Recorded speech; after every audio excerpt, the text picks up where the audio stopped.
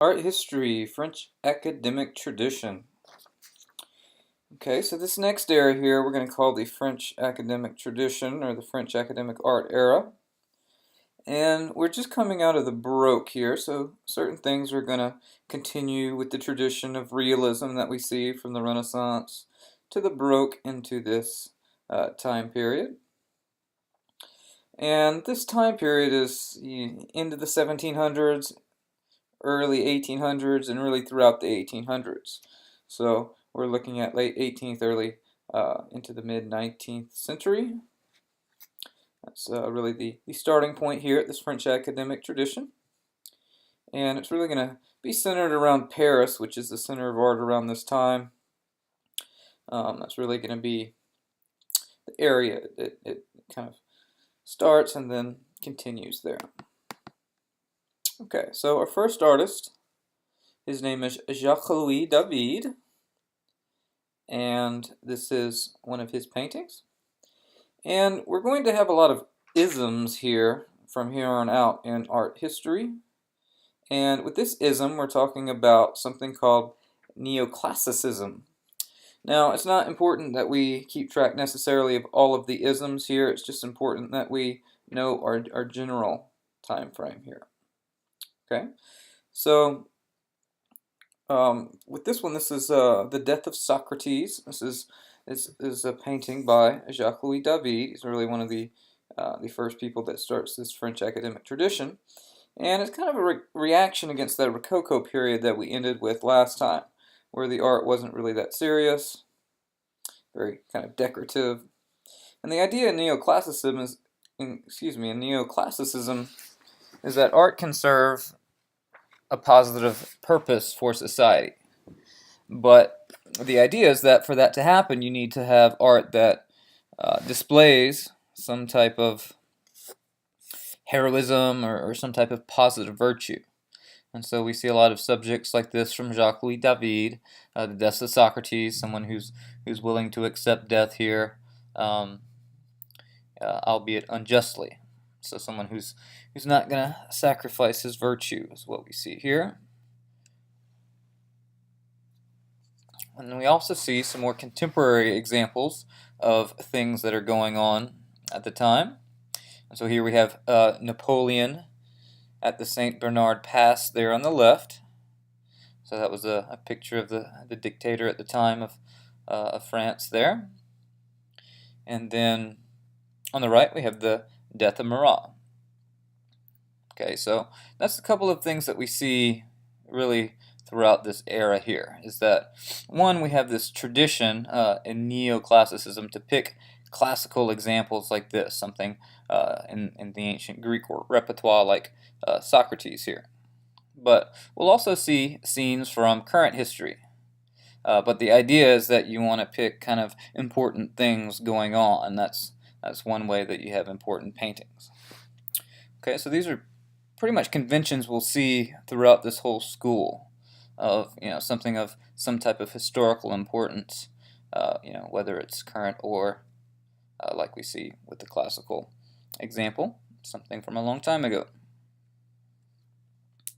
Okay, our next artist here is called Francisco Goya, G-O-Y-A, Goya. And these two paintings here are an example of something else here, another ism that's kind of going on at this time, something called Romanticism. And so during this time, it's kind of the age of the Enlightenment, which is kind of the fuel for a lot of the revolutions that happen around this time. Like I said, in the late 1700s or so when this begins. For instance, if we look at the Industrial Revolution in England, that starts around 1760 or so. Our own American Revolutions, 1776, and then the French Revolution is 1789. So there really are a lot of type of revolutions, upheavals, and the inspiration for a lot of that is the idea of the Age of Reason, the Age of Enlightenment, where scientific ideas are being thought of as being very important. You also have these humanistic ideals with things like virtue and liberty and freedom. Those types of ideals are very important in a lot of these revolutions. Now, one thing that Goya shows here, and the reason why he's romantic here, is that the idea with Romanticism is that people and nature are less corrupt than civilization, because the idea is that power is this corrupting force, and so the closer humanity stays to nature, the more pure and good the human being is. And so here we see these two examples here. The one on the left is called the 3rd of May, 1808, and the one on the right is called the 2nd of May, 1808. And these chronicle kind of the idea of what Goya is working with here. You notice the one on the left, we have these people who are unarmed, and they're being shot by Napoleon soldiers here. And so here the army of Napoleon is representing kind of this oppression, the idea of this really powerful force, the authority, so to speak, and that kind of corrupting influence that power brings. And then the innocents in this case are the poor rural people that we see being massacred there. And so that's how it's considered romantic, because of the idea of people being closer to nature and being better as a result of that. Another romantic artist we see here is Eugene Delacroix. And with Eugene Delacroix, he is someone who is very, very influential. On the top there, we have one of his first paintings, The Bark of Dante. On the bottom left, we have The Death of Sardanapalus. And on the right, we have Lady Liberty leading the people. And so if we look on the left, those are pretty typical examples of what we would see with the French academic tradition, for the most part. Kind of this neoclassical type of tradition. And you had kind of things you were supposed to do in this French academic tradition. You would usually pick like this, this neoclassical subject matter, so some type of scene from ancient times, which is what's being shown there on the left. And you were supposed to paint it, in a particular way as well. The way that they would paint it is very naturalistically. Again, that's coming from the tradition of the Renaissance on through the Baroque into now. And with this naturalism, they really develop it to where they kind of hide their brush strokes. The paint is all the way throughout the canvas. It's usually a very finished type of look to it. So we see examples of that. And of course, the right, we have his kind of updated in terms of subject matter, more of an updated scene. And that is a very famous image over in France. And here we have what is called Lady Liberty leading the people again here. And we have that woman there in the center with the flag in her right hand, the tricolore flag of France. And she's kind of urging the people on here, this idea of revolution. She has her gun, bayonet in her left hand, and so showing the people here willing to fight here for justice and equality and liberty. Okay, so with Romanticism, we could maybe think about the Enlightenment as well, and certain poets, maybe like Walt Whitman or Henry David Thoreau. With that, we're going to see the celebration of nature, kind of like we talked about earlier. And so with a lot of nature kind of being celebrated here, we have a lot of landscapes. And it's actually an American artist here, Thomas Cole, and this is called the Oxbow. And it's an example of this type of landscape painting that we would see during the day. And for whatever reason, in America, the landscape painting genre is something that is really, really popular. Okay, around this time, we're entering the mid-1800s here now. We have the development of photography. And two things we see photography used for very early on is used for landscapes, especially kind of exotic landscapes that we wouldn't otherwise see, and then portraiture. Those are two ways that photography is really utilized well, because really for the first time now in the history of of the world, we can have a convincing image of reality without the use of a trained artist. So those are two examples there of how it kind of fills these niches here within art. Okay, let's take a little bit of a look at architecture here during this time. And with architecture, it's very similar to what we saw with Jacques-Louis David and the neoclassical approach. That's the type of architecture we're working with here. You can see it's neoclassical because it's new, which is what neo means, and then classical, it's taking the old forms of ancient Greece and the Romans as well. You can see here that front porch looks very similar to what something would look like in the Greek times, with that triangular front and then the Doric columns in the front. And in the center there we have a little dome there that's a little reminiscent of the Roman times.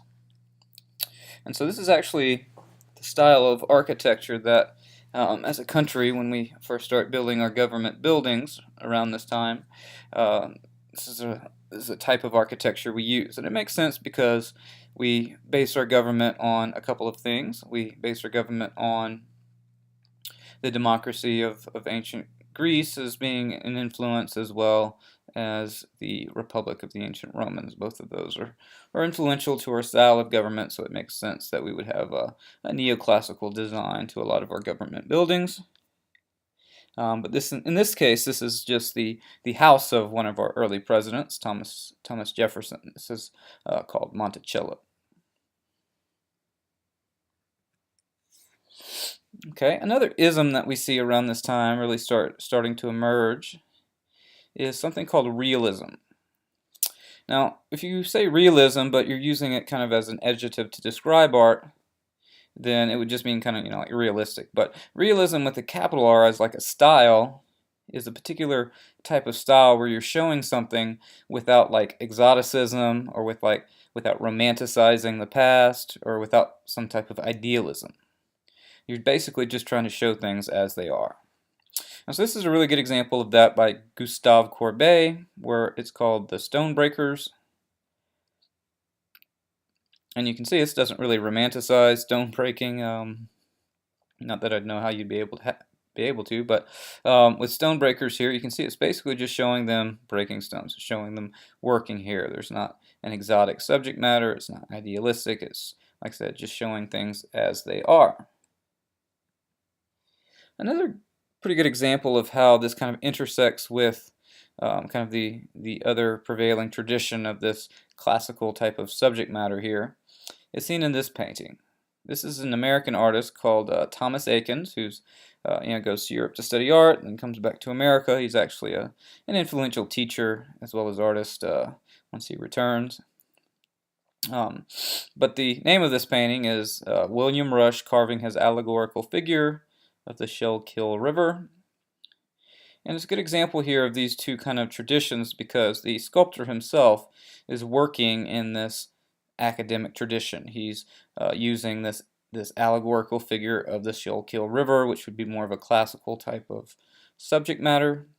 But the artist himself is just simply showing the artist working in that tradition. So it would be an example of realism because he's just showing, basically what is going on, which is him using this model here to serve for his sculpture.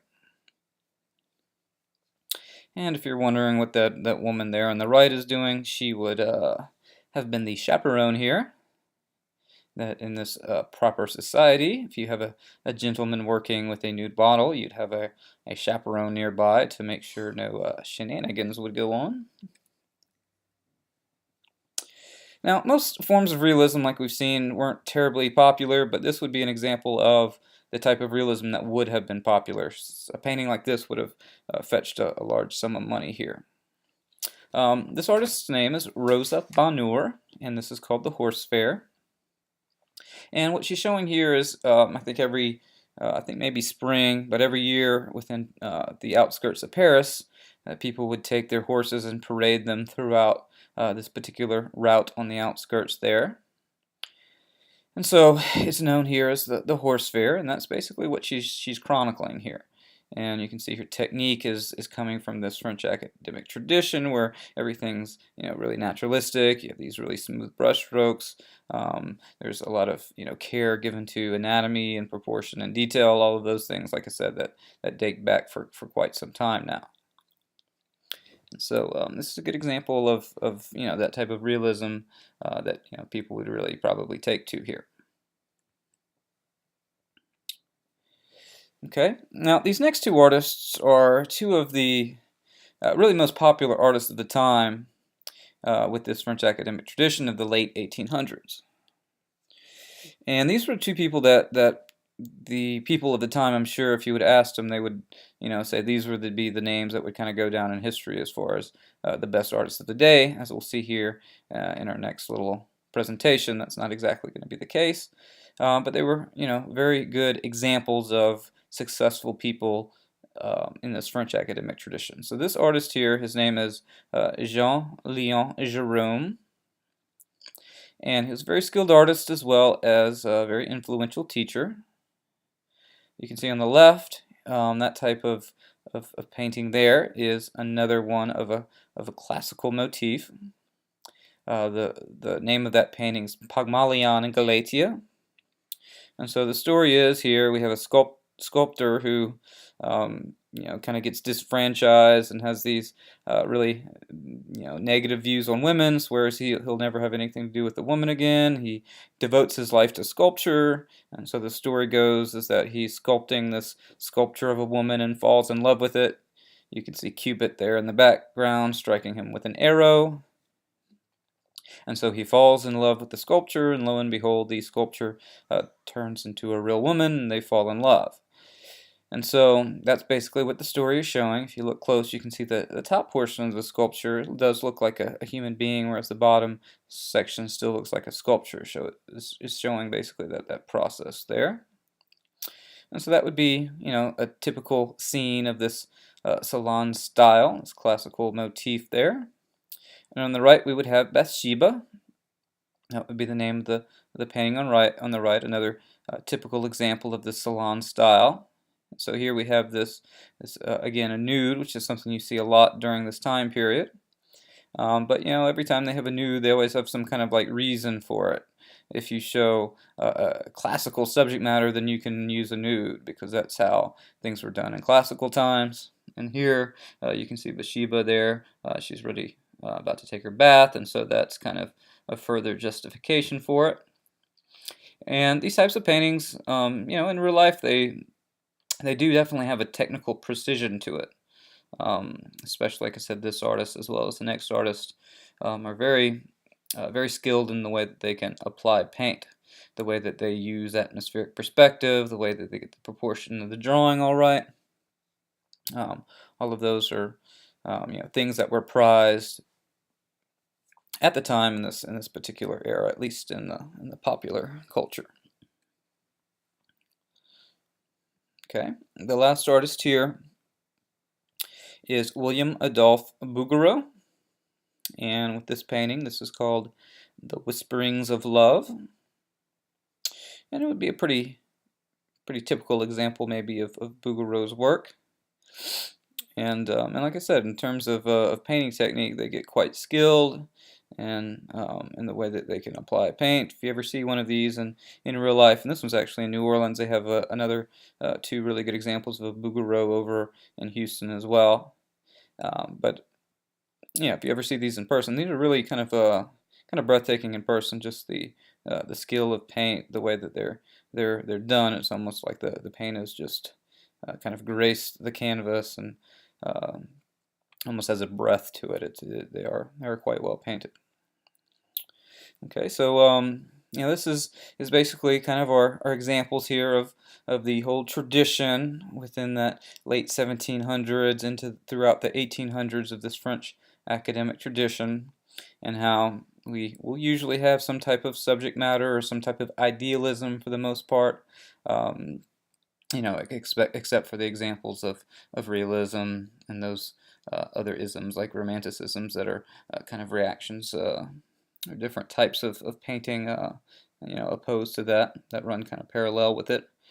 But in this tradition, generally we have these, these classical type paintings, classical subject matter. We see a lot of naturalism. We make sure that, like this, every area of the painting is thoroughly painted, has this, real technical finish to it, and it has that, long tradition that dates back, like I said, to the Renaissance. And so what we'll see here in our next video is that things are gonna change pretty dramatically here in a short period of time. But this is certainly kind of our prevailing influence here. Oh, sorry there. The prevailing mode of representation here within that time period.